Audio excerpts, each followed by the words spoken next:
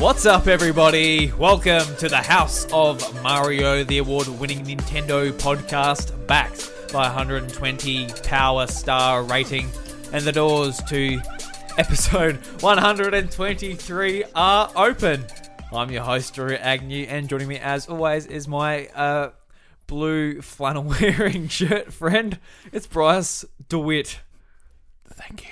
I really did have a brain aneurysm just then. I was thinking about, I don't know, sleeping or something. No, I can 100% relate on that. I've been making Eevee eggs for the last 2 or 3 days. I'm getting tired. It's a full-time job. It is. It has been pretty much a full-time job, except for the part where I actually had to go and do my actual job today, and then I come home and did more Eevees. So, God, they just get in the way of really being productive, don't they? Jobs. Yeah, work. It's not even poker jobs either. It's not like you're sending your Can you just send your Pokemon to the bar and they can just serve beers? No, that'd be nice. Yeah, I would imagine it'd be chaotic, but. Yeah. What Pokemon would you send to the bar to pour a beer? Mr. Mime. Because we're hilarious. Brilliant. But, new Galarian Mr. Mime, he might freeze the pipes, might kind of cause a bit of chaos. Nah, regular Mr. Mime, because he can pour them invisible drinks and people can go, what the fuck? He just mimes pouring it. Puts an invisible drink on the bar. And they pick it up and it's actually like a physical thing. And they're like, whoa! And they put it up to the lips and like, I'm actually drinking stuff. You don't know what beer it is, but invisible beer. Could be cow's milk. Might be a moo milk. No, that's true. Yeah, family friendly. Yeah. Yeah. So this week on the show, we're going to be just talking about sort of the Pokemon news, and it's not really a planned show, to be honest. We're sort of just having fun, catching up, talking Nintendo. Yeah, nothing too much. Just riding the wave after last week's episode being so long, I guess. Yeah, but we're sort of just winding down from Pokemon. Yeah. Bryce, well, I'm in the post game as well. Bryce, you're in the post game. You have completed your Pokedex. I have. You're a Pokemon master. Congratulations! You got your certificate. You got your shiny charm. Most importantly, it's the first one I've fully completed. Yeah. Yeah. The thing is when I was having a conversation about it with someone, they were like, "Oh yeah, well, I mean, that would be easy since they cut out like whatever of the Pokedex." And I'm like, I said that. Was that me? No, that wasn't you. It was somebody in my American friends chat group. And they were like, "Oh, well, they've cut out so many Pokemon now. It's probably easy as shit." And I'm like, to be honest, I probably would have kept going and finished it anyway, even if it was all 910 Pokemon, because they just make it so goddamn easy. Like, they make it pretty easy in this. You can just catch like fully evolved Pokemon. Like the things you need to trade too, like Dusk Noir and all that shit. It's just running around in the wild area. Yeah. It's just like, cool. That saves me a whole job. Like that. I think that was a big factor in why I never finished a Pokedex before, is that they started to get so many Pokemon that had all those item trades or, just weird location-based evolutions and just really sort of specific things to like the games that originated in. That being said, Rune Reekers. Yeah, that's an awesome evolution. Just just casually take a specific amount of damage and or over, and then run under a structure. It's like, cool, thanks. It's like, why? It's a really cool Pokemon, and I really want a shiny one. So I think that'll probably be next on my list. What's the shiny color? Do you know? Yeah. So the stones themselves are actually like a duller grey, but the dragon imprint is purple. And I think it has a different coloured eye, but don't quote me on that. I won't quote you. I think it has a purple eye. Yeah, I could be wrong. There is also, I'm kind of miffed at the moment, I guess, because I know right now, like Pokemon Home coming out in the future will sort of rectify this problem, but at the moment they've put Pokemon in the decks that are necessary to beat it, but you can only get one copy of it, and there's only one method to get it. And if you breed them, you can't get their base form because you're in Galar, so it doesn't read it like that. I guess cover your ears for a second if you don't want to know. But Persian, yeah, I run into the same thing. And Cofagrius, why? Just at least let us breed it, I guess. I think that's probably my biggest gripe with that. Yeah, you've got to go and trade, in-game trade for the Kanto forms or the... Why put them in the... Like, I'm sure people looked at it and they've gone, oh, you know what? I would really love a Koffagrigus in this game. But you can only get one through trade at the moment. And you won't be able to get more until Home comes out next year, if you could be bothered paying the price. Which we assume is going to be a paid price and not tied into Nintendo Online, but... I hope it is. I hope it's tied into Nintendo Online. It would just save a lot of hassle. It's another subscription service, and I know like Pokemon Bank was only like $5 a year or some shit like that. And it was really, really cheap. It's not monthly, at least. Like it's not like some of these other things we're going to talk about as far as like the mobile game subscriptions that have come out. Yeah, true. But I didn't mind it too much. It was like $8 Australian. Then I put it in there and I forget about it. Then I actually, I've talked about this on the podcast before, but I woke up like in a real sweat. Like, oh fuck, I have not opened my 3DS in months and months and maybe a year at that point. I was like, oh my god. I actually got up like 12 o'clock, went to my drawer, got my 3DS out. 3DS dead flat, hasn't been turned on for a while. Ooh. Getting the charger out, like wait until it's got enough. I go onto it, go to Pokemon Bank. It's like, oh, it's expired like about by this amount of days. I'm like, oh god, I'm like going into it and see if they're all still there. Go to my wallet, fumbling my credit card. Just trying to put it in. Just take it. I don't want to lose all my goddamn Pokemon. Yeah, well, you better hope that bank integration will be in Home, like, very simply. Because, oh boy, that's a lot of Pokemon to lose. Yeah. So what do you think is going to be in Home? Do you reckon it's going to be... I'm really hoping that it's going to be more of a service than, say, Bank was, where you can just keep them. I hope there's, like, things to do with your Pokemon. Obviously, we know that you can trade from Pokemon Home, so from the mobile app or the Switch app. Yeah. Which I think that alone is like, wow, that is awesome. Yeah. If they add handy. Yeah. If you can do like sort of maybe basic battling and stuff through there, that'd be really cool too. Like maybe mini games with one another. I don't know, just like really make it feature packed. Then like if it is like $20 a year or something, that could be worth it to people that actually like really are invested in these games, like what we are. Maybe not 20, but yeah, you know what I mean. Yeah, I don't know. With the current landscape of how Pokemon games are going to be operating as of now, I don't think it's going to be worth it for at least another year or so when the next games come out. Because think about it, really. I'm thinking. You're not going to be able to take most of them over anyway, and you're not going to be able to use them anyway. You'd just be storing them in another bank. Mm-hmm. If you've already got time on your Pokemon Bank, then there's probably no reason to switch over to Home. Or if it integrates into that and you get your time over there, then great. But it's just sort of like, yeah, I don't know. I don't really see Home's use for the foreseeable future until they release a thing where there's more Pokemon, and you move on to the next game. But yeah, I mean that's kind of the landscape we're in. I think the thing as well is that they're gonna have to have all the models done for Pokemon Home, right? Surely. Well, not necessarily, because Pokemon Bank, that used just like the sprites you'll see if you went to your party menu. It didn't actually use models or the actual full sprites. It just used the little icon for each Pokemon. So I assume if they don't want to make awesome looking 3D sprites for all of these Pokemon, they will just keep it as the icons.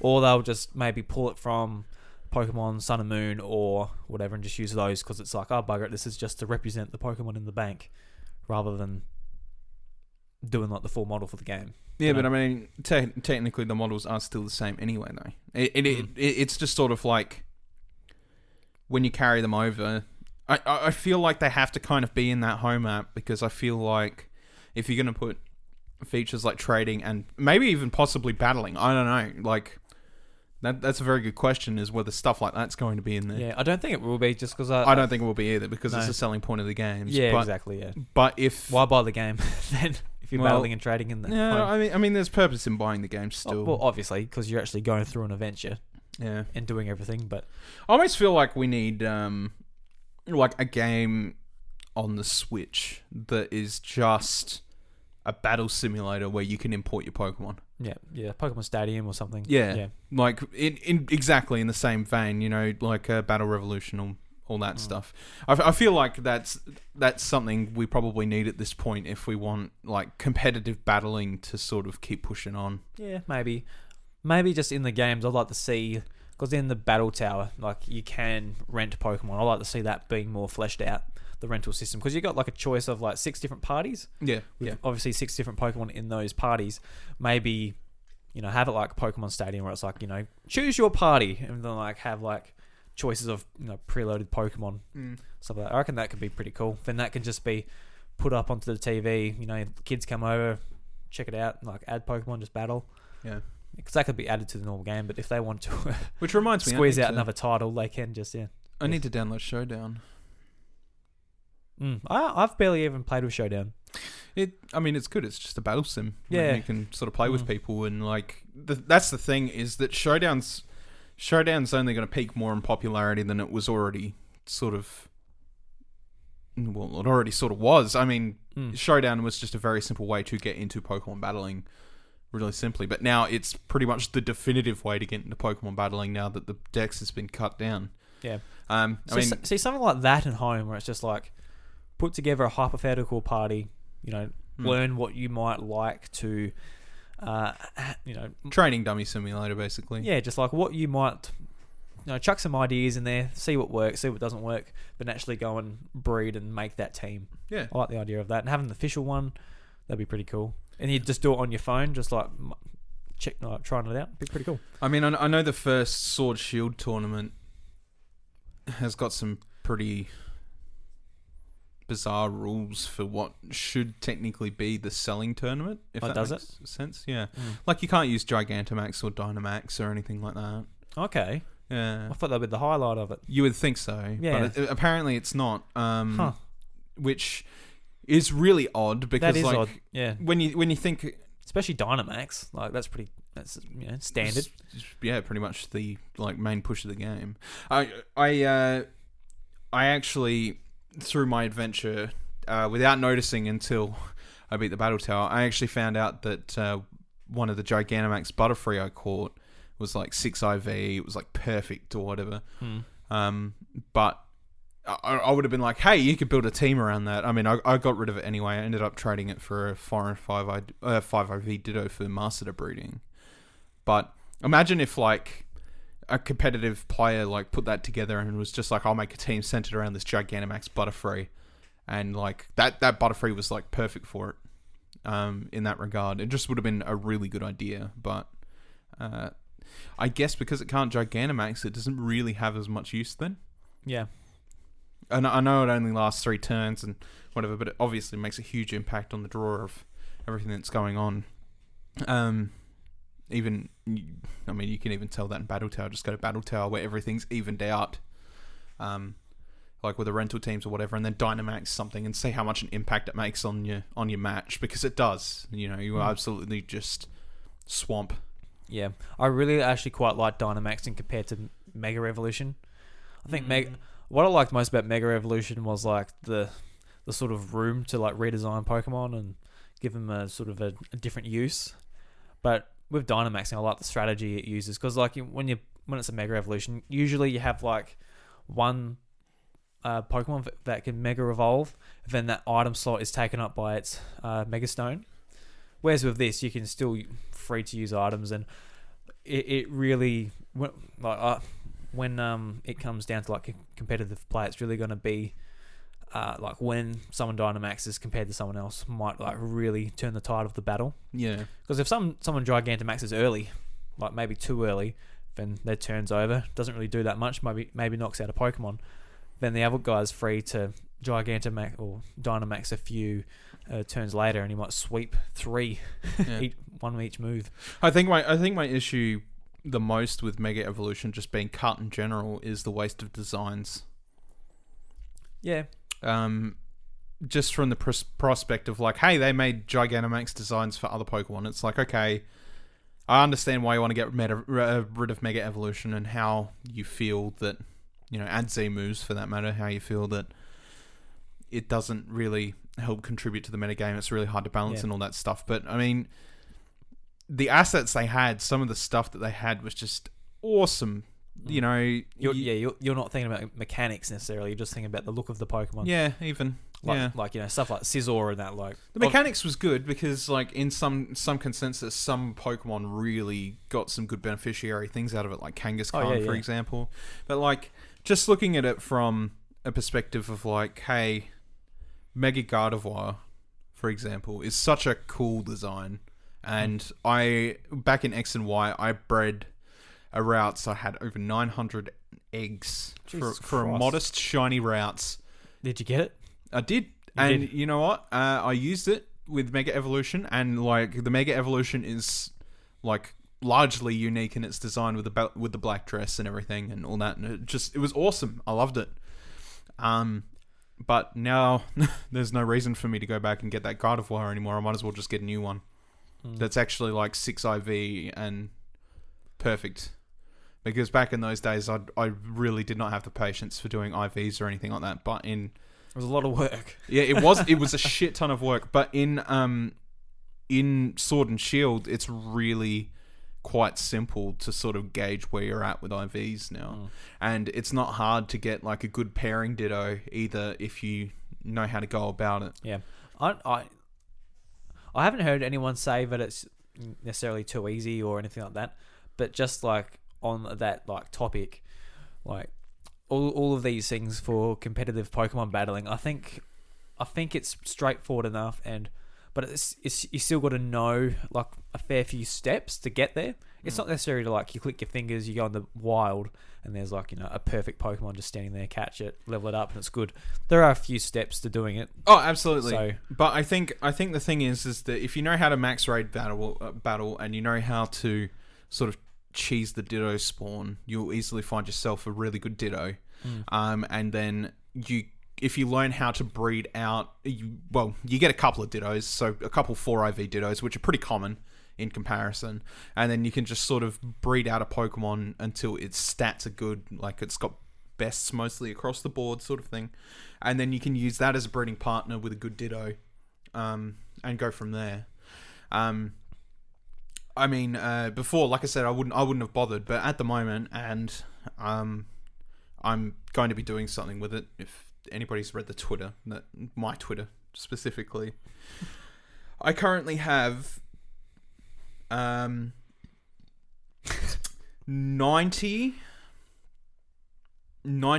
IV Dittos. 95 IV Eevees. 30 are special attack based, so they'd be good for Vaporeon, Sylveon, Jolteon, Espeon. Yeah. And then I have 60 attack-based Dittos. Eevees. Jesus Christ, I keep thinking about Dittos. I've been hunting Dittos pretty much all last week.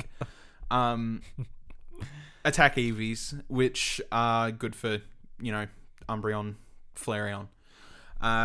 And I've got 9 of them. I've got 90 of them, and then I've got 6 IV Eevees, so they're just literally perfect for breeding. If you ever want a good Eevee for whatever. For breeding yourself even, yeah. Yeah, and I want to give all of that away because I'm literally just hunting for a shiny with good IVs. But I haven't come across one yet, and I'm like, these 5 IV Eevees and these couple of 6 Eevees I have, they're too good to just throw away. People can actually use them. They can use them for competitive battling, and they'll make some really good Pokemon. Yeah. They'll make some really good evolutions. So, I want to give them all away, and I'm still sort of figuring out the details, but I'll sort of make that work. If you want a free top-tier Eevee, just pop by my Twitter and watch the updates, I guess. Yeah. Got plenty of them. Go on his DMs, ask him. Yeah. I just feel like... I know that a lot of people might have just picked up Pokemon Sword and Shield. This might be their first Pokemon game in a long time, and us saying like IVs, EVs, and all that. Like, what the hell are you on about? So, Bryce, what is an IV? Just for the uninitiated. Okay. So, an IV is an individual value. These are determined when the Pokemon is born, and they can be manipulated through the item Destiny Knot. So, let's say you have... Okay, let's use a primary example. You have a Ditto that's got 5 IVs. Yeah, so 1 for each stat. So 1 for each stat. There's 6 stats You know, hence me saying 6 IV, 5 IV. Yeah. In my scenario, I have a Ditto, and if I put a Destiny Knot on that Ditto, it will hold 4 to 5 of the parents' IVs and move them onto the baby. And then for the stats where my Ditto isn't great, I can switch out to another Ditto, do the same thing with the baby, and then hopefully it will carry on those stats. And eventually you build those IVs all the way up until you hit 5 or 6, and that's when a Pokemon is most competitively viable. Because it's got the best possible stats. Yeah, for like anything. Yeah. And then what you do with it from there is your decision. And then you've got effort values, which is a hidden stat. When you train your Pokemon, you gain points in up to a cap of 512, but only, was it 254 for each stat? So that also determines like the stat spread as well, where I can't remember the exact amount of points though. So you can max out 2 stats with effort values, and you can put a little bit more into a third stat. Yeah, but it's only like the tiniest amount. Yeah, it's only like a little tiny bit. So if you want, say, a Pokemon that you want to sweep through other teams and it's a special attacker, you'll max out, obviously, special attack, you'll max out speed. And if you're like, well, I need a little bit more defense because I'm weak against rock or something, you'll put it into the little tiny bit more into defense because it might just make the difference, maybe. Yeah, that's from a critical hit or God knows what. But yeah. So that's why, like, I think the best comparison is like a lot of people go, "Oh, my Pokemon's weak," when they just like spam it with rare candies or something like that. It's because it's missing those effort values, which it gains just through natural battling. Yeah.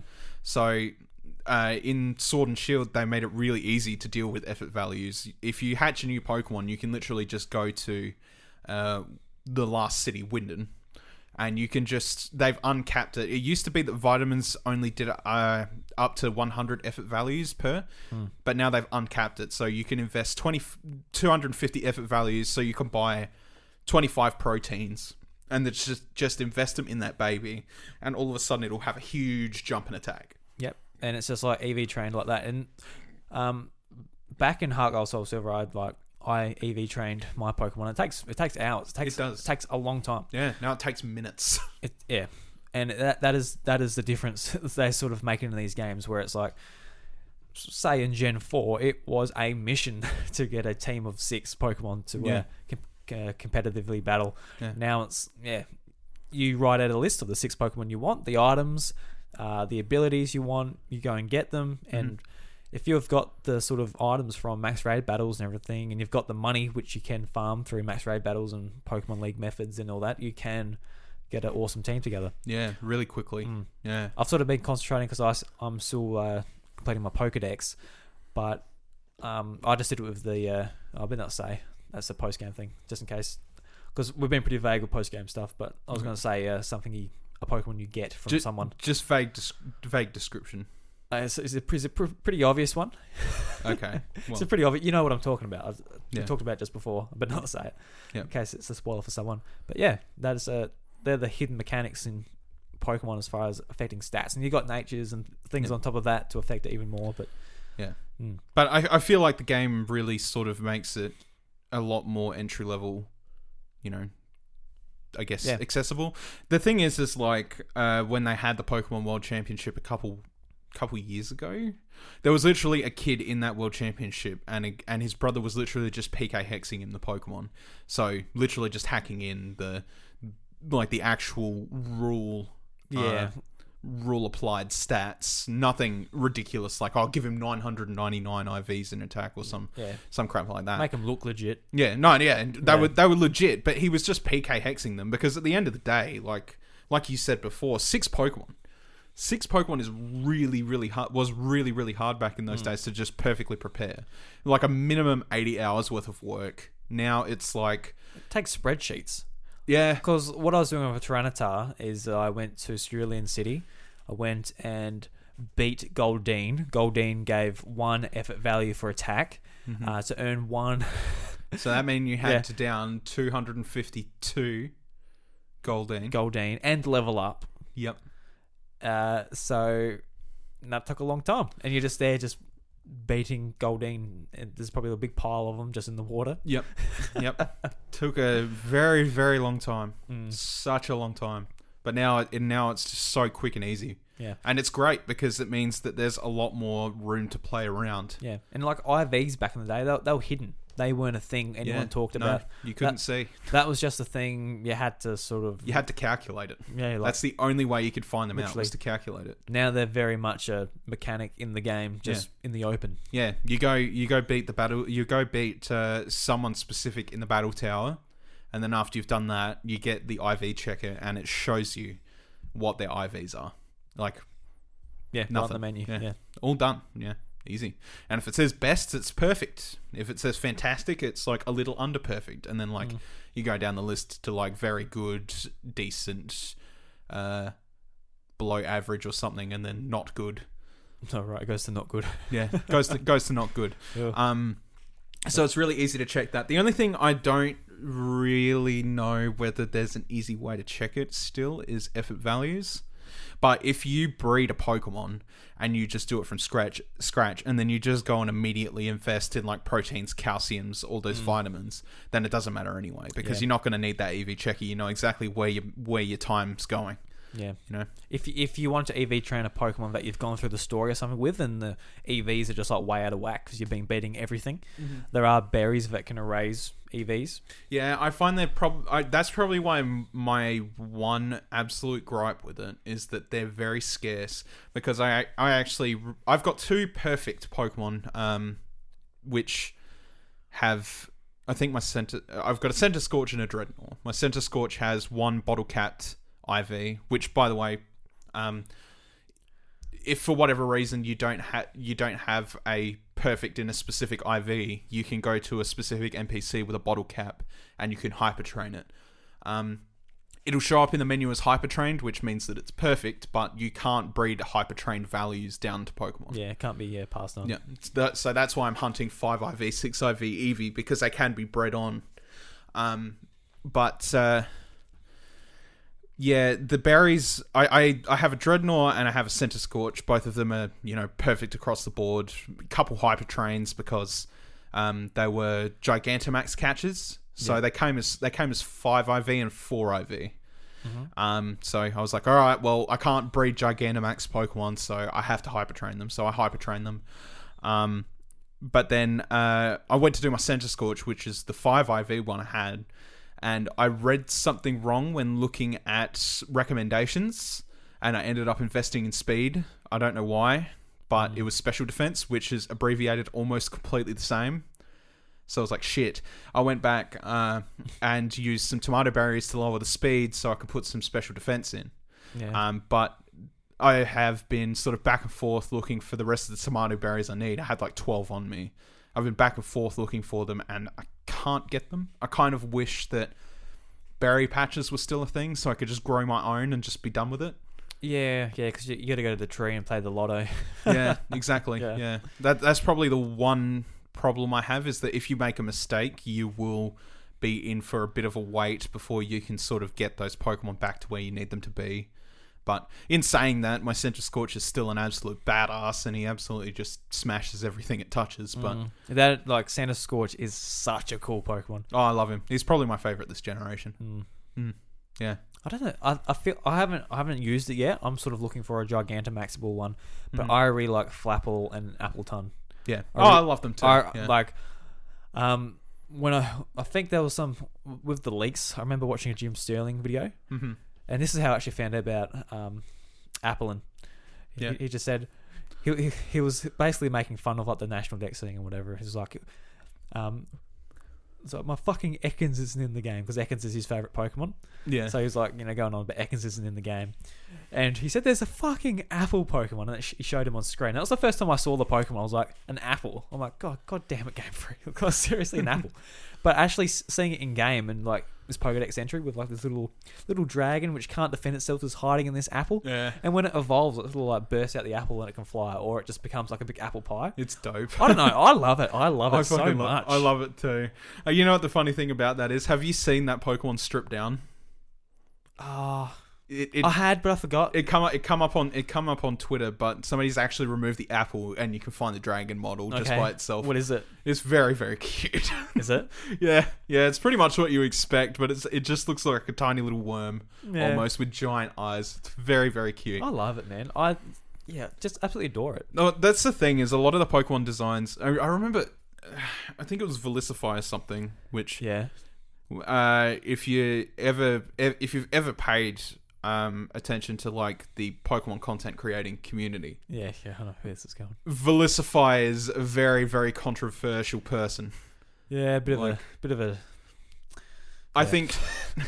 Yeah, I don't think I need to say much more than that. He's done a lot of stupid shit, but also pretty selfish. He's a pretty selfish person, and he's got really tough opinions about everything. Yeah, actually, it's funny because his video for like where you can find all the Gigantamax forms. Yeah. Came off my thing. Oh, that's good. I need to know where Flapple is because I'm currently looking for one. And it came up. He said, "Oh, you can find it here." And I'm like, "Cool." So I'm looking there. Never found it. I'm like, oh well, it's pretty rare. And I watched. I went to Cerebi and also Austin John Plays. He did the same thing. This is where you can find the Pokemon. Yeah. And Austin John Plays pointed out, but it was the one next to where I was looking. I'm like, you serious? Yeah, like shit. I'm like, God damn it. Yeah. Yeah, it's not good.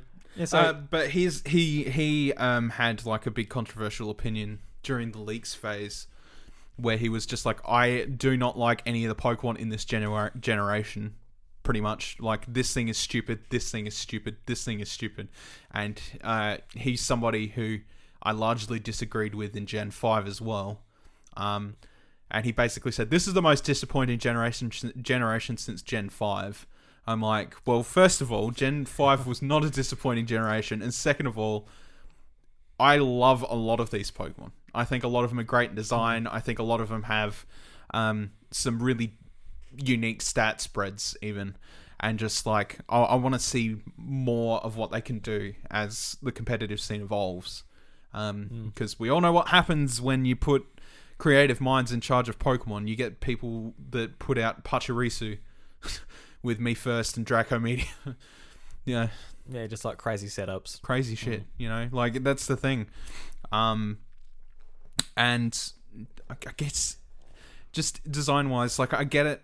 They probably won't be everybody's cup of tea because they're more light-hearted, I feel, than they have been in some of the previous generations. Obviously, with, like, Big Old Apple Pie, for example.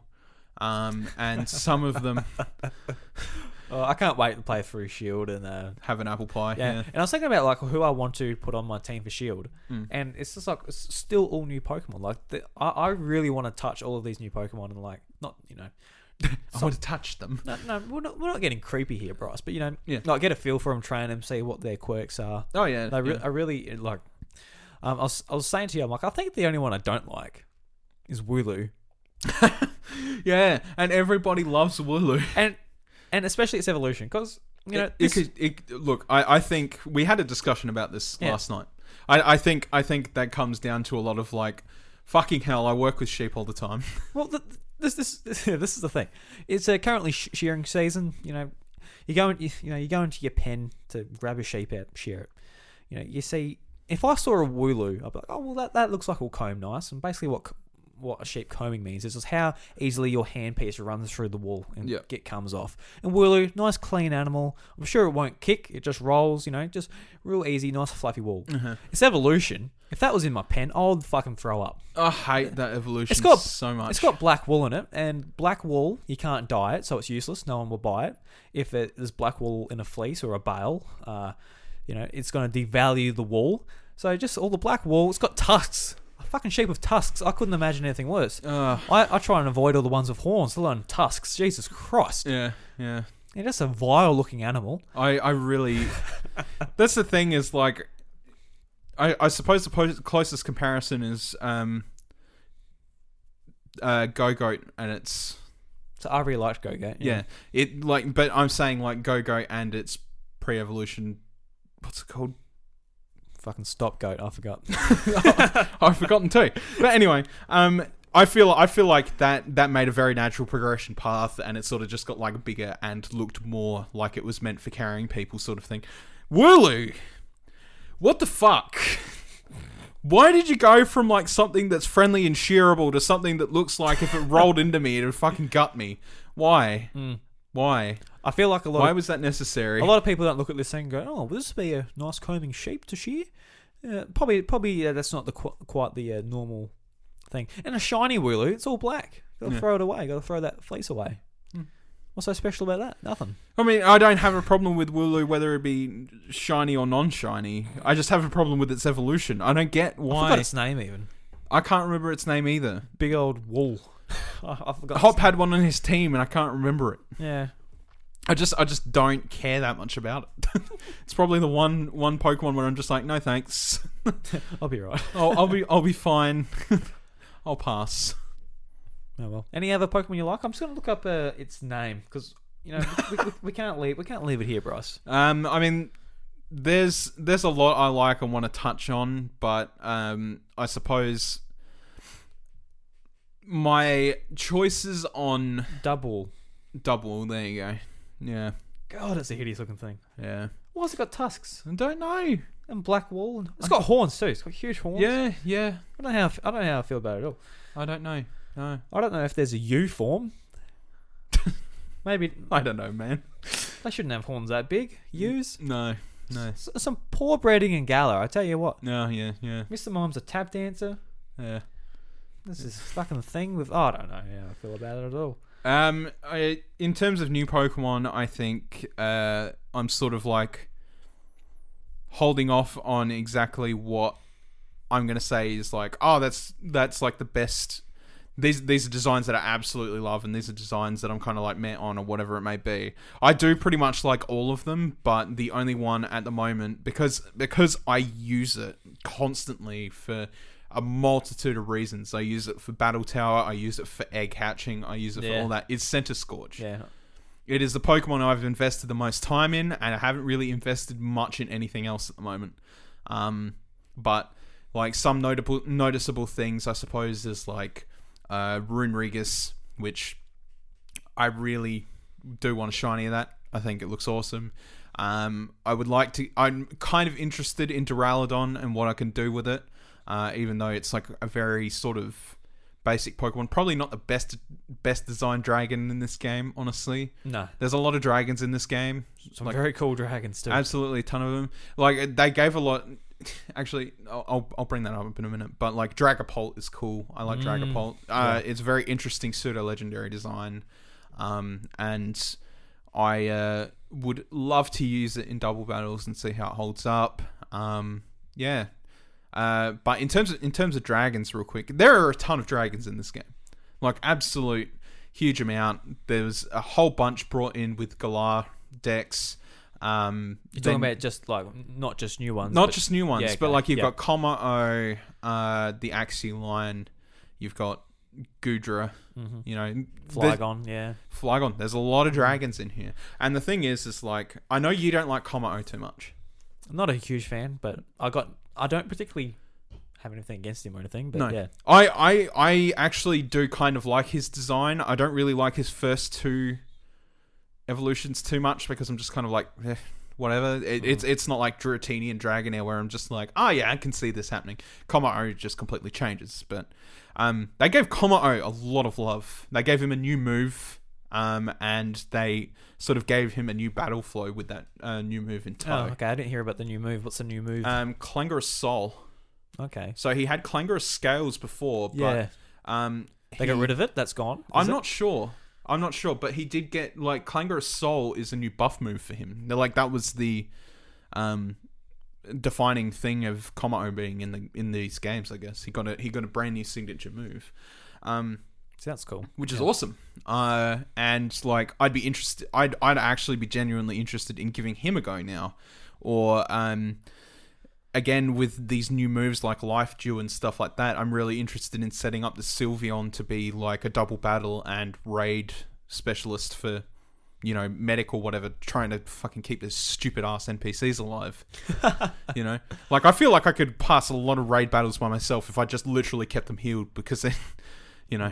Well, yeah, a Gigantamax battle came up and the servers were down for maintenance. I'm like, yeah, right. So I just gave it a go. Didn't stand a chance. I'm like, what Gigantamax was it? Oh, what's the ground snake? Oh, Sandaconda. Sandaconda. I've killed so many of those goddamn things solo now. There was a point where I was trying I couldn't do it.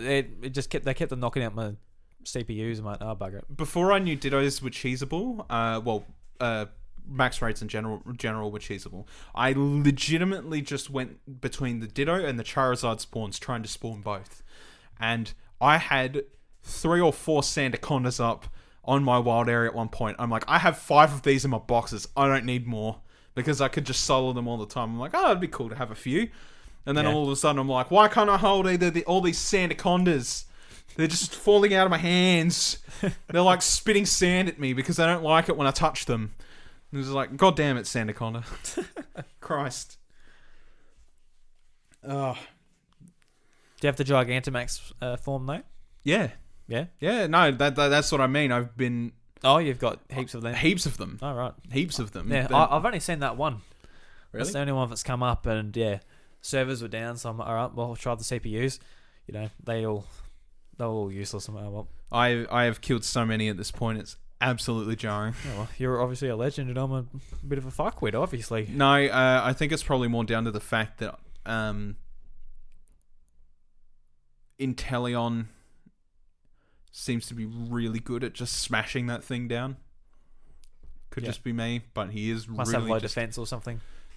Yeah, low special defense. It actually does have low special defense now that I think about it. Yeah, so probably something to do with that. Because I was using Rillaboom. Yeah, Rillaboom. So yeah, would have been a bit better against that. Yeah. Yeah. So that would probably explain a lot. I would imagine. I absolutely smashed that thing down. Yeah. I've got this Dreadnought as well, where I'm sort of just like, oh yeah, it's perfect. Then I could use it for competitive battling, but in reality, I've set that thing up just to smash down Charizard in raid battles. Oh my god, that thing will destroy Charizard. Yeah. So just G-max it and then use its friggin' thing once, like its G-max move once, and then just rock slide the entire time. Like I've got a Dreadnought pretty much just specifically set up for smashing that down. So. Yeah, that and Center Scorch, I guess. I feel like I know Dreadnought's kind of like sword timed, not exclusive, but timed rate increase at the moment. But that thing is like the perfect entry level Pokemon to Gigantamax raids because it smashes down so much. Center Scorch, Charizard, or Beetle, just absolutely whips them. Yeah, just good. Typing. Oh yeah, fantastic typing. Water Rock can't really go wrong. I mean, obviously it doesn't stand a chance against some things, and even like Center Scorch, I say like I can smash him down, but he can smash me down just as easy too, because sometimes the G-Max Center Scorch will have Power Whip. Right. So he's like, oh fuck, double weakness, Yeah. God damn it. But yeah. Doesn't like grass types. Oh no, no. But if I give myself something nice like a Rocky helmet, at least get some recoil damage. But, yeah. So it sounds like we're enjoying the post game. Yeah, absolutely. A week later. Yeah.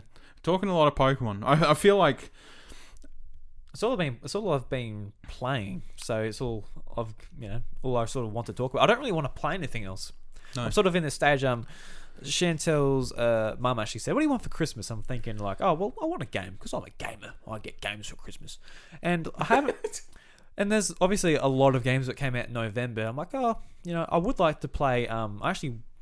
Once I, in the stage of Pokemon where I'm just like, shiny hunting casually, got a team together, all that stuff. I would actually like to play Death Stranding, play some of these games that we haven't got the touch just yet. Jedi Fallen Order and stuff. But at the moment, it's just sort of like, I don't want to play anything else. I've been waiting for Pokemon all year. I'm not going to play it for like just a week.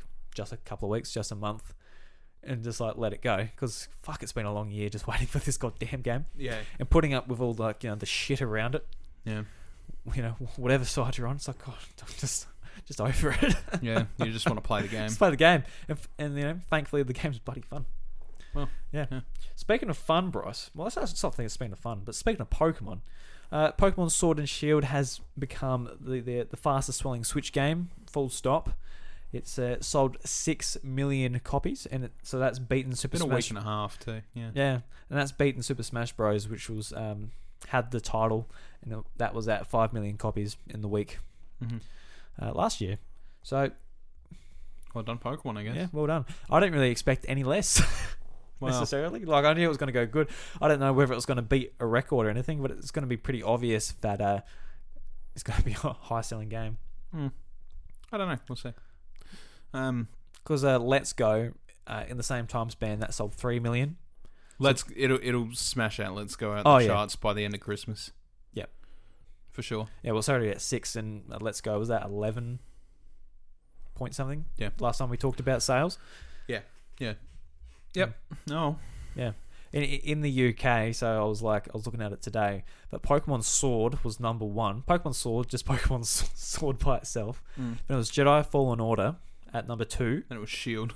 Then it was Shield at number 3. Yeah. And then at number 7, it was the Dual Pack, which was considered as a separate SKU. Yeah. So holy shit. Yeah, Pokemon dominated it. So yeah, just one version of basically 3 SKUs. I think was the best-selling game. I think the vocal minority on the internet, because we were talking about it, but in the time frame that sort of happened, it hasn't sold as much as Sun and Moon. Do you think maybe that could be not so much because of the install base of the 3DS, but because of maybe the internet outcry that has been cancelling their shit? What was the difference, I guess? Pokemon Go. So that was Pokemon Go craze throughout all of 2016. I guess so. Because Pokemon Go, obviously everyone knows about it. It was bloody huge, and I think that a lot of people bought their first Pokemon game in a long time because of they got back into it, got familiar with the characters again. Like I know a couple of people that didn't play X and Y and all that before from when it got Sun and Moon.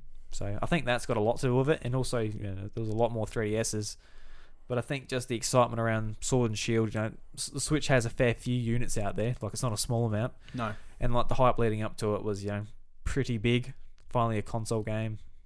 So yeah, never been a mainline console RPG till now. So. It'd be interesting to see what apart from Colosseum and DX, but yeah. It'd be interesting to see what the next generation of Pokemon is, whether it'll be bigger again, whether they step it up again, like all of the sort of graphic and animation sort of critiques people have about it. If they maybe step that up and fix that and make people actually sort of go, wow. Yeah, I really do hope they fix that stuff up next year. And look, won't be next year, but it'd be nice if they did next year. You say that, but considering what happened with the last mainline Pokemon releases, don't be too surprised. No. They'll release a game next year. Yeah, right. But they won't fix it next year. That's what I'm saying. You You don't reckon they'll fix it next year? Look, I think if they want to avoid criticism, they're going to have to fix it next year.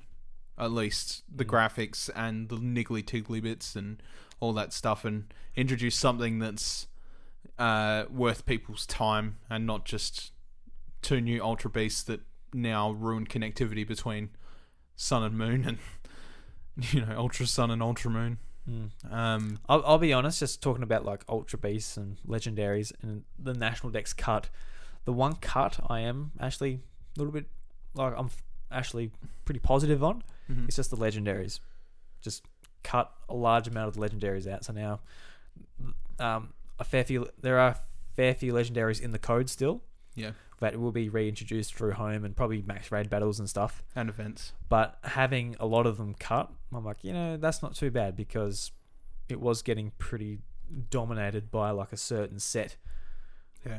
Who are gone now. So that is the positive as far as I'm concerned. Well, the competitive game's going to go through a massive change next year when those 40 Pokemon are coming back in some form. Yeah. You're going to see a lot of those Legendaries come back, and they're going to be coming back into the competitive scene. And to be honest, it's going to be irritating as fuck.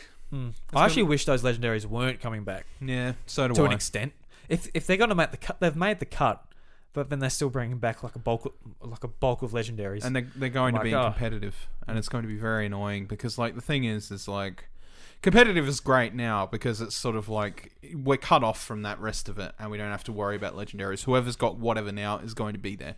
But as soon as that sort of pops back in, that's when the legendaries are going to come back. That's when the metagame's going to shift again, and then whatever semblance of balance that they were talking about when they were making this game is just going to be thrown out the window. I wish it was just the 3 in this game.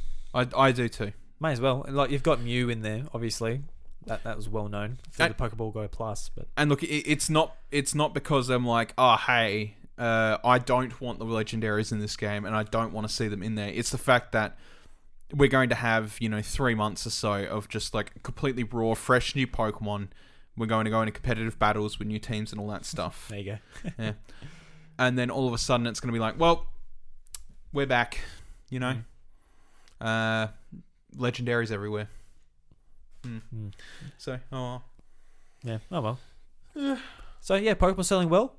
I bought 3 versions of the fucking game, so yeah, certainly is. So I don't know I wonder how many people do that. I dare say there's a fair few. Yeah. That and if you sort of people like me, or big fans who buy both games, because obviously I bought one copy of Smash Bros. Yeah. Then so I think really at the end of the day, there's probably more people who bought Smash Bros. That 1 week. Yeah. Yeah. Without certainty. Yeah, but Nintendo's tactics work, so.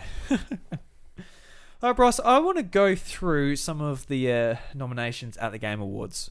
I don't want to go through every single list, but there are some notable Nintendo games and games that have been on Nintendo hardware that I would like to bring up. So the main one from Nintendo for Game of the Year is Super Smash Bros. Ultimate. This came out in December, actually the same day as the Game Awards last year. So now it's eligible for this year, and it's been nominated for Game of the Year. And it's going up against Control, Death Stranding, Resident Evil 2, Sekiro Shadows Die Twice, and The Outer Worlds. So, I'll be honest, I haven't had that much experience with any of these other games. I've heard a lot about them through the podcasts and reviews and all that I follow. Yeah. But this year, really since the Switch came out, I've been taking a step back from my PlayStation and that, just because I'm just happy with the games on Switch, to be honest, and the way it fits into my lifestyle of just taking it on the dock and playing it and all that. So I don't play as many games as I used to. I used to buy shit tons. Yeah, shit tons. I did too. Yeah. Now I've sort of taken a step back, and I still buy some PC games and stuff, but I think I've just slowed down on console releases for the most part. Because looking at this Game of the Year, Outer Worlds, I've got that installed on my laptop and it won't open for some reason, but I am keen to play it. Yeah. Resident Evil 2, keen to play that, and I see that's $25 on the Black Friday PS store sale. So I'm like, yeah, I should probably get that. Death Stranding, talked about it before. Going to ask for it for Christmas from my, I guess, kind of mother-in-law. I don't know, whatever you call your girlfriend's mum. And Control, I would like to play it, but money, time, probably won't play it. Yeah, that's right. So yeah, I can't say Smash is the only fucking game I've played, so I can't say that it's better than these other games. I can't either, but I think just the amount of overwhelming support Smash has seen, even past its sort of initial, it's almost a year old. So just pushing on past that, and just the amount of support, the quality of the DLC is really good and all that stuff. I feel like. And the fact that it's pushed so much that they're making even more than they originally intended, I think for me is just boop. Whereas Control, I haven't played, but it does look cool, and I want to give it a go. Obviously, I haven't played it. Death Stranding has sort of come down to a critical review of well, shit, this is a really cool idea in prospect, but the problem is this game, Death Stranding, playing it offline has no purpose and serves absolutely nothing for the most part, because the game is about connecting with other people. That's why you play it online. Yeah, but people that don't play it online are going to get fucking nothing out of it. It's like back on the farm, I played Journey offline. Yeah. I also had fun, but it kind of beat the point of the game. It's exactly. Like a similar thing. Exactly. It's the same thing. And Journey got high scores as well. And Journey was awesome. But I didn't play with anyone. Yeah, but that's the thing, is it's just I think it's a lot more complicated than Journey in terms of that of exploration thing. So it's sort of hang on. It's like, this is the first strain type game. I was like, oh, is it? Anyway, but it is really just a case of like, I feel like there's a split divide there of like, if you can't play this game online, then it's going to mean nothing to you. And if it comes up at the Game Awards, you're going to be like, why? Because they don't really explain. The one guy watching the Game Awards who doesn't have internet, he's played Death Stranding. No, yeah, but you know what I mean. Yeah, no, I guess They'll get an announcement, and somebody will be like, "Oh, who won the best game of the year?" It's like Death Stranding did. It's like, why? It's like that game to me was literally just like I have to walk from place to place. But obviously, when you play it online, it opens up. It's like, oh, you can make a bridge together. And then all of a sudden the game gets a little bit easier and stuff like that. I think it's got cool ideas, but unfortunately it's the type of thing where it's just like, well, those cool ideas, you have to be online to utilize them. If you were playing it at home, you are somebody that pays attention to that shit. And you'd be around at my house, if you were still living out at the farm, you'd be around at my house watching the Game Awards. And then you'd be like, why did Death Stranding win? Because he's like sitting there playing it at home, and you're like... What's I don't get it. I'll be sitting at home playing it on like the 1.0 patch. Yes. No patches. Like be buggy as hell. Yeah. I'm like, oh, didn't even run on my PlayStation. Why'd it win? Yeah, exactly. So it's just sort of like, I think that's one of the things there. I think the case for Super Smash Bros. Ultimate is that just like the lead up to that game was huge. Death Stranding had a similar lead up. People were sort of like scratching their heads wondering what it was. But these Control, Sekiro, they're fantastic games. Heard great things about them. I'm sure I would enjoy them if I got my hands on them. Yeah. But the lead up to Super Smash Bros. And I'm a bit biased because I am in the center of the hype. Yeah. So it's kind of hard to see out of it. Like other people looking in would be like, "Oh well, Sekiro had a lot better lead up to Smash Bros. I didn't give a shit about Smash Bros. It's pretty. You got fans of each genre. Sekiro, I think, is a good candidate. But anyway. Oh, they're all good candidates. So but like the lead up to Super Smash Bros. Was absolutely massive, and it was just like the amount of content that was put into that game, the amount of love that was put into that game was just massive. Yeah, and the fact that it's been supported all throughout this year as well. Yeah.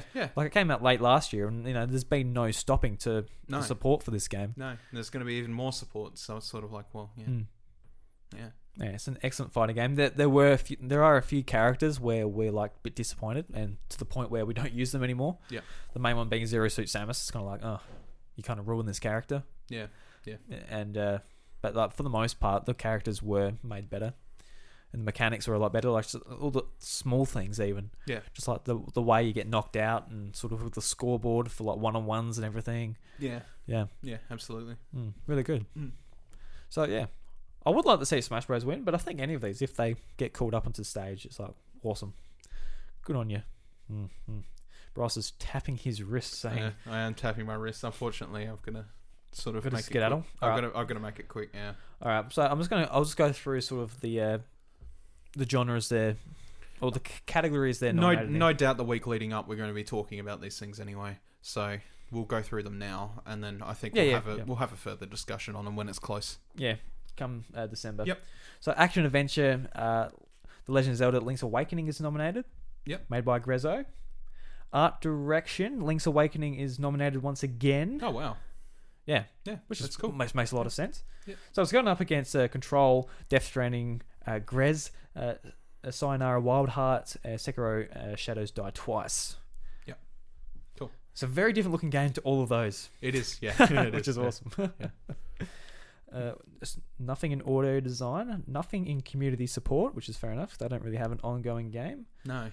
The content creators of the year, I'll actually read these out. So there's Courage, who is Jack Dunlop. Yep. Dr. Lupo, Benjamin Lupo.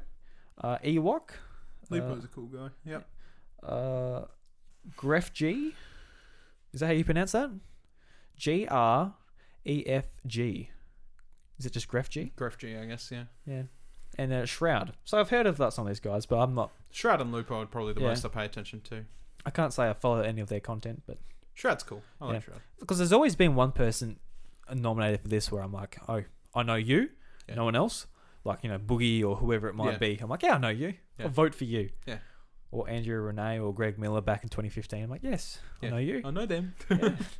Esports coach. I don't think there's anything Nintendo on that. No way. It'd all be league coaches probably. Yeah, unless someone's being a Splatoon coach. Would you make a good Splatoon coach? You reckon? Fuck no. Well, this is a funny one. So, family game for the best game appropriate for family play, irrespective of genre or platform. And there are 5 nominations, and they're all Nintendo games. Of course. Yeah. It's kind of a weird thing because, of course, Nintendo just fills that niche. Yeah. So Luigi's Mansion 3, Ring Fit Adventure, Super Mario Maker, Super Smash Bros. Ultimate, and Yoshi's Crafted World. Super Smash Bros. Ultimate's got that.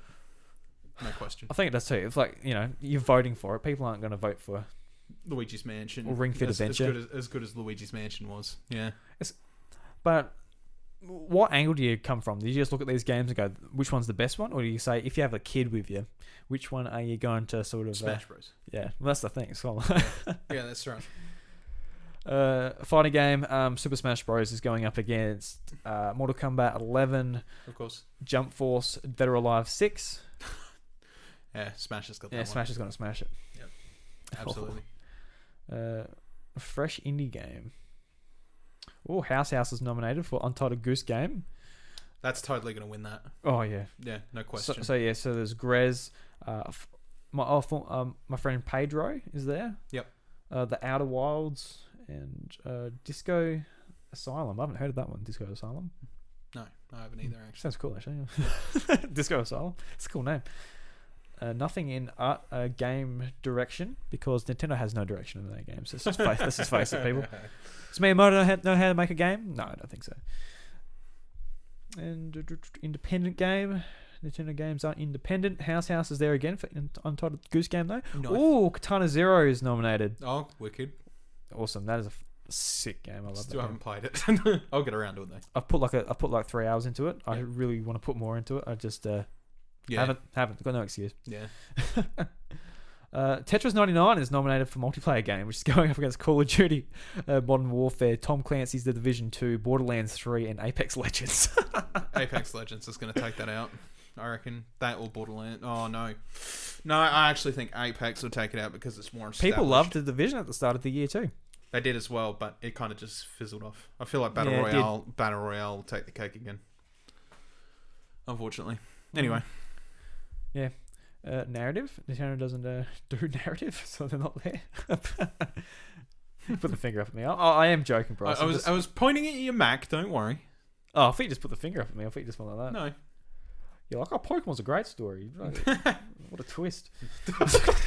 Oh, don't start. If you listen to If you listen to a spoiler discussion last week, you'll know. Score and music. So Cadence of Hyrule is nominated. Yes. So that's going up against... That's getting a vote.